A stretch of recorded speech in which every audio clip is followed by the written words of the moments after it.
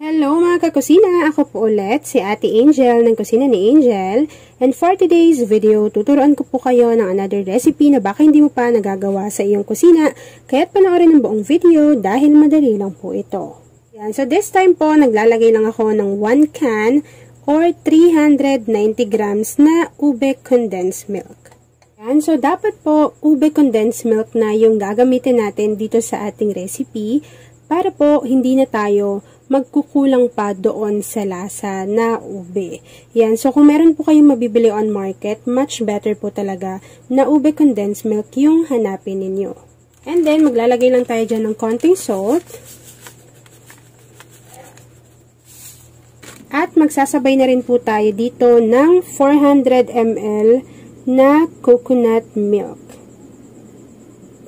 And wag niyo po munang itatapon yung lata kasi lalagyan po natin yan ng 1 cup of water para masimot lang yung lasa pa ng coconut milk. And yes mga kakusina, para lasang-lasang ube talaga yan, maglalagay lang din ako dito ng ube halaya essence. Yan, siguro around half tablespoon para malasang malasa at hindi na rin tayo gagamit pa dito ng food color. And then mga kakusina, haluin lang natin to ng maigi. Ayan. Tapos, ilagay na rin po natin dito yung ating 1 cup of water. Ayan. So, ako po yung 1 cup of water ay sinaling ko lang din sa lata ng ating condensed milk. Ayan. Para mas makuha pa yung ating ube. At kapag nailagay na po natin yung ating mga wet ingredients, lulutuin lang po natin ito muna for about 2 minutes. Dapat po kumulo yung ating ube mixture. Kaya better na rin na ube condensed milk yung hanapin ninyo on market para po hindi na tayo mahihirapan pa at gagamit pa tayo ng food color. Ayan po kasi may lasa na siya at the same time ando na talaga yung kulay niya. Yan. So lulutuin ko lang yan mga kakusina for about 2 minutes and then after nun ipapakita ko pa po sa inyo kung ano pa yung next procedure. And bago ko pala makalimutan mga kakusina, pwede pala tayo dyang mag-add ng half bar na butter. So, isasabay lang natin yun dyan para mag-melt lang po yung ating butter. Hiniwa ko lang siya ng maliliit para mas mabilis siyang matunaw. Ayan. Tapos, haluin nyo lang din. So, yung butter, naglagay tayo dyan para po mas maging malasa yung ginagawa nating recipe. At the same time, magmumukha talaga siyang ube halaya. And mga kakusina, tanong ko lang din po pala, nakabili na po ba kayo ng ube halaya sa palengke? Yung tig 35 pesos ata yun isa. Tapos manipis lang siya na naka-flatten. Alam ko ganito yung ginagawa nila. Less pagod kasi hindi ka na po magkakayod pa or magpapakulo ng ube. Tapos, mas murang version din po ito. Nasa sa inyo pa rin po kung gagayahin nyo po yung recipe na ito. Pero kung gusto mo lang naman sa pambahay or pang negosyo, yan, pwede naman po. Basta lutuin nyo lang ng maayos.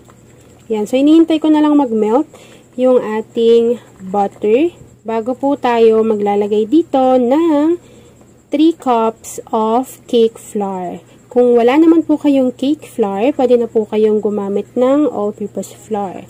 And hindi nyo po yun ilalagay lahat agad-agad. Ang gagawin po natin dito ay isa-isang cup muna yung ilalagay natin.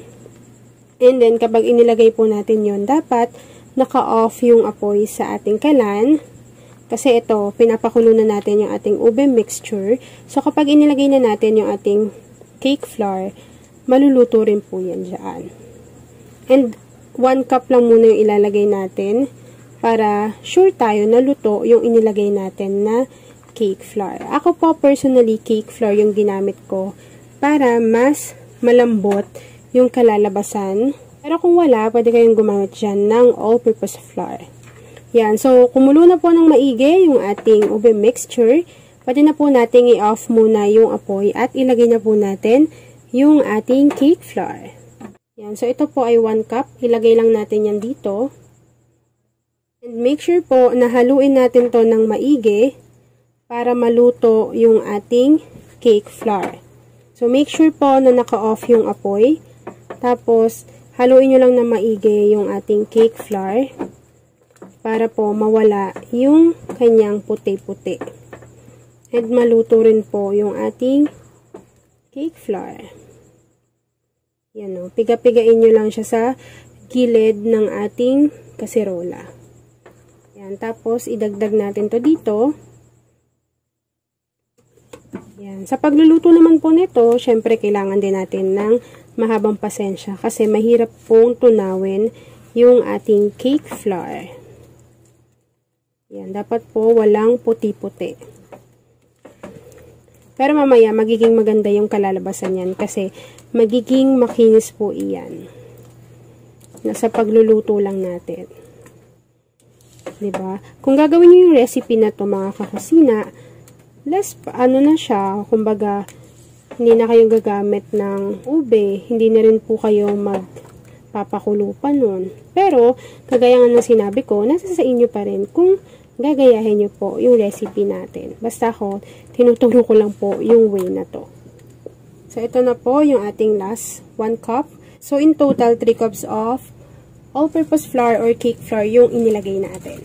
Haluin pa rin natin to. At this moment, mga kakusina, ay naka-off pa rin po yung apoy sa aking kalan.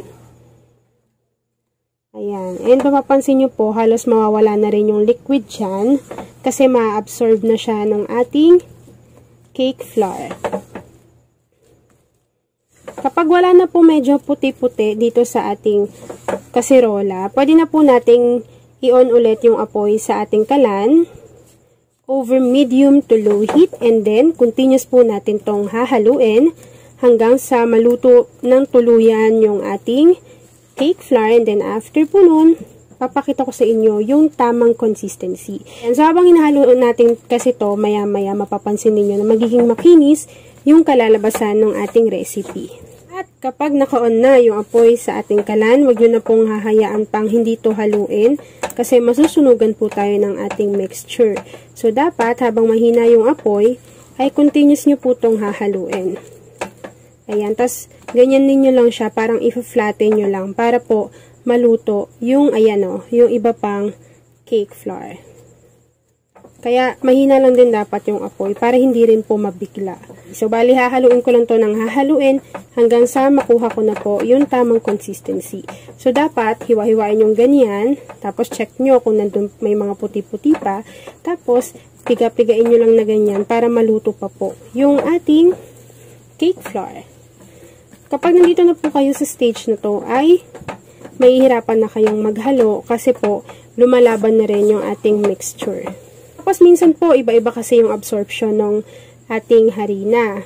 So, merong matakaw sa liquid, meron din namang hindi. Kapag medyo napapansin ninyo na nagda-dry up na yung ating liquid at medyo may puti-puti pa yan, pwede kayong mag-add dyan pa unti-unti ng water. Pero unti-unti na lang po para naman hindi tumabang yung ating ginagawang recipe. So, habang hinahalo ko to mga kakusina at continuous po nating niluluto yung ating mixture over medium to low heat, please don't forget to like and follow yung ating Facebook page na Kusina ni Angel. And kung mayroon din po kayong Instagram, paki-follow na rin po ako doon, Kusina ni Angel. And kung gusto nyo matuto pa ng iba pang mga recipes o kaya naman, gusto nyo rin mag-share ng mga niluluto ninyo everyday, pwede po kayong sumali sa ating Facebook group. Andyan lang po yan sa ating Facebook page. Yan. So, hinihiwa-hiwa ko yung ating mixture para makita ko pa yung mga puti, tas i-flat ko lang na ganyan. Kung ayaw nyo naman po ng water yung ilagay ninyo, pwede naman pong evaporated milk. Basta tansyahin nyo lang po yung paglalagay, unti-unti lang muna. At ayan na mga kakusina, nakuha ko na po yung tamang consistency ng ating recipe. This time, pwede na po natin tong isalin sa ating mga molder, and then, pwede na po natin tong i-enjoy. Ayan, so 1 cup po yung inilagay ko dito, and kung mapapansin ninyo, okay naman yung pagkakaluto natin. At ayan na nga mga kakusina, tapos na naman po ang ating easy and yummy na ube halaya na walang ube. Kung nagustuhan nyo po yung ating video, please like and share this video.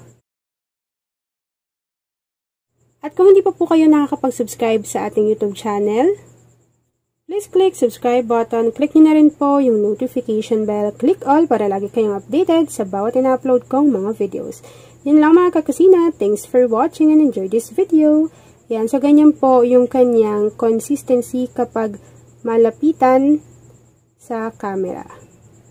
Yan, kanina kasi hindi siya nagko-focus. Yan, so yun lang mga kakusina, enjoy!